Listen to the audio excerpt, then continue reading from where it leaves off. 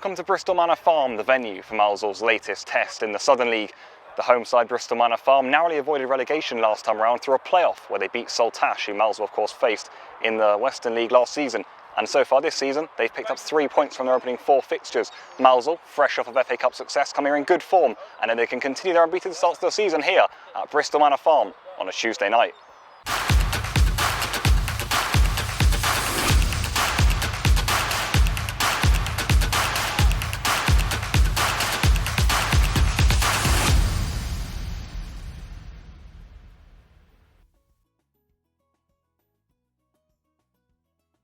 Talent, another test in the Southern League tonight away at Bristol Manor Farm, our 5th game so far. Tell me how you're feeling coming into it.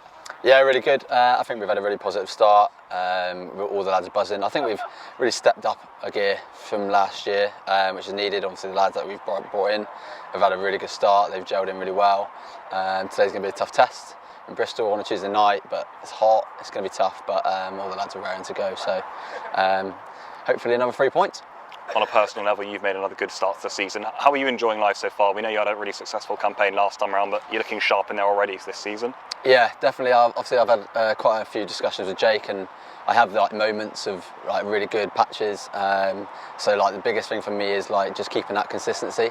And so far, I've done it, and just hopefully it keeps going and trying to motivate myself for each game as it comes. But yeah, really good stuff myself. I'm really pleased. We have to talk about your engine in midfield. It seems what everyone talks about. You seem to be everywhere on the pitch. Yeah. We know that's sort of what you can bring to this team.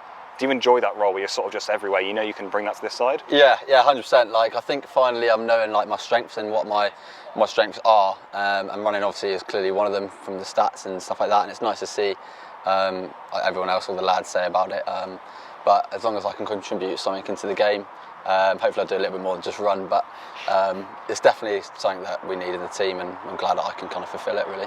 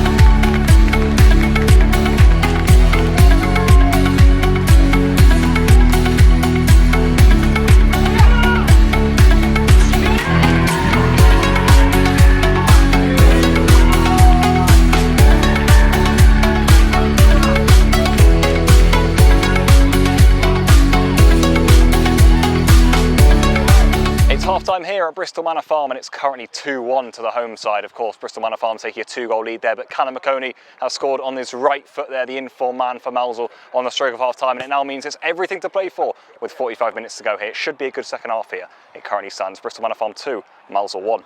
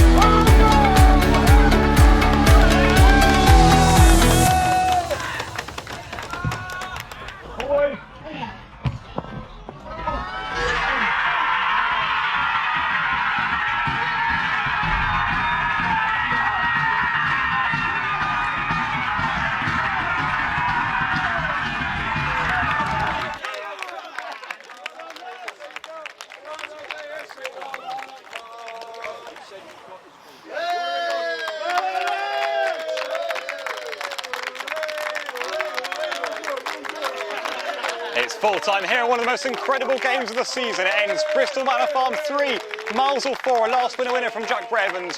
What a team effort, they've turned it down from 2-0 down and then 3-all in the last minute, and Mousehole have won it. They remain unbeaten. It ends Bristol Manor Farm 3, Mousehole 4.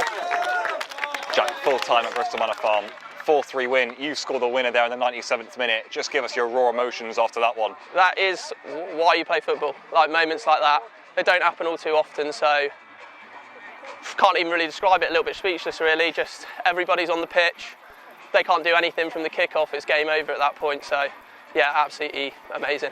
What does that say about the togetherness of this group to fight back there? From 2-0 down, didn't look like it was going to be our day, but the way everyone chipped in, even after conceding then in the last minute, to come back and get the winner, what does that say about the togetherness I think a lot of credit goes to the management. We changed formation in the first half, where we felt a little bit isolated at the top, me particularly. We went and changed it, and it changed the game. We started to find pockets a lot better. I thought we were very dominant second half. They scored on the break, and all in all, I think the way we played, I think we deserved the win.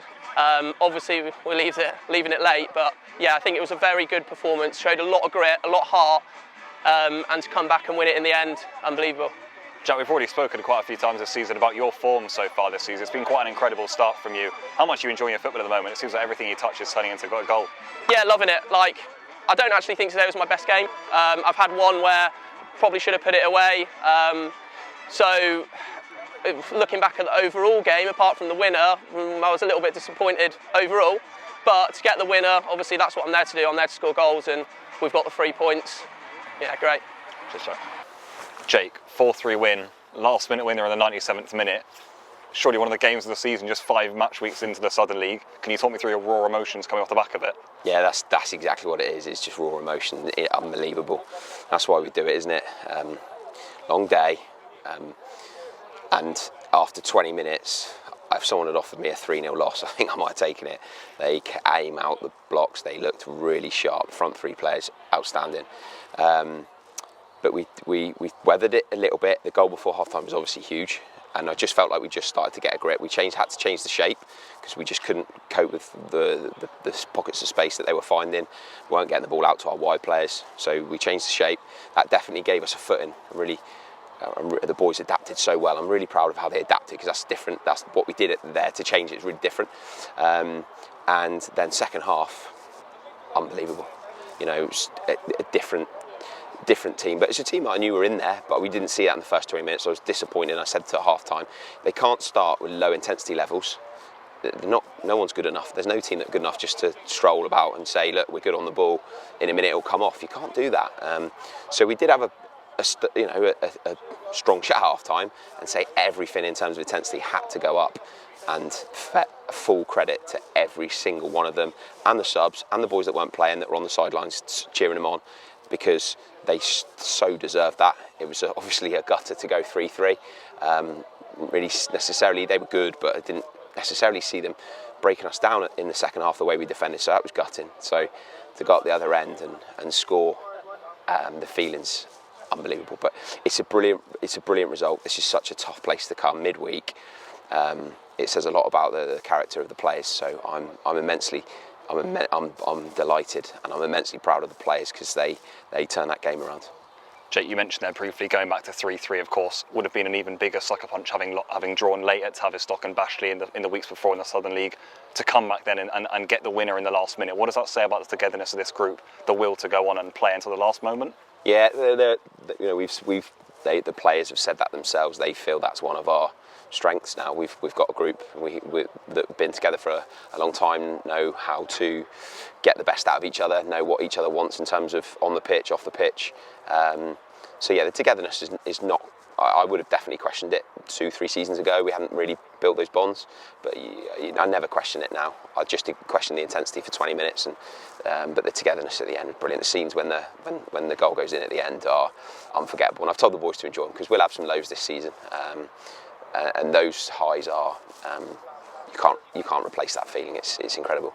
Jake, finally, I'm sure you'll be looking as a coaching staff to eradicate the goals going in at the other end, but can we talk a bit about some of the football in the attacking phase of play, especially in that second half, when players like Josh Bissett come on? how impressive has it been this season? It feels like it's taken a step up with the Division 2. Yeah, we've always carried a threat. We've got good forward players, and if we get the way we want to work the ball into those areas right, then they're really difficult to live with. And I thought second half, every single wave of attack, we looked like we'd scored. Joshy Bissett, when he came on, was unreal. I thought the game had changed. I don't want to say he changed the game, but he certainly gave us so much. I thought he was unreal, and it says a lot about him and Nico when he came on, and Kyle on the sidelines as well, about them wanting it for each other. They're a great group of boys who I'm really proud of. I can't wait to get in the change room and celebrate with them. Enjoy, Jake.